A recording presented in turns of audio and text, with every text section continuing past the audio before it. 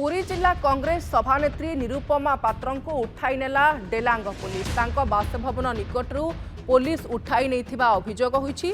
मुख्यमंत्री मोहन माझी आज पुरी जिला गस्त पूर्व महिला कांग्रेस नेत्री निरुपमा पात्र को अटक रखी पुलिस।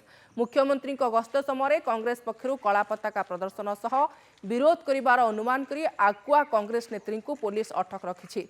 पिपिली रे दिनकु दिन बढ़ुवा शिशु निर्यातना दुष्कर्म महिला अश्लीलचरण घटन राज्य सरकार को विरोध करि आसुथिले निरुपमा पात्र सेपटे महिला नेत्री को निज घरू पुलिस उठाई नेबा घटन विभिन्न महलरू निंदा करा जायछि। सरकार एते भयभीत काहीकि बोली बुद्धिजीवी प्रश्न करिसेंति।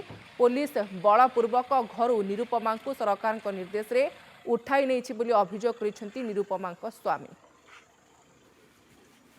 कौन कही कला पताका देखेबे कि कौन करेंगे सेटा जब स्पट उपर होता नहीं भल होता घरे पशिक जो प्रकार नेले से जोर जबरदस्त नेले यहाँ आम परिवार समस्त भयभीत सरकार भयभीत नुहति आमर जो डेलांग पिपिली पुलिस सरकार दासानुदास भाव में कार्य कर प्रकार जो करिसेंती एथुरु स्पष्ट जना पड़ुची सरकार इशारा करिसेंती एवं सरकार भयभीत अछंती।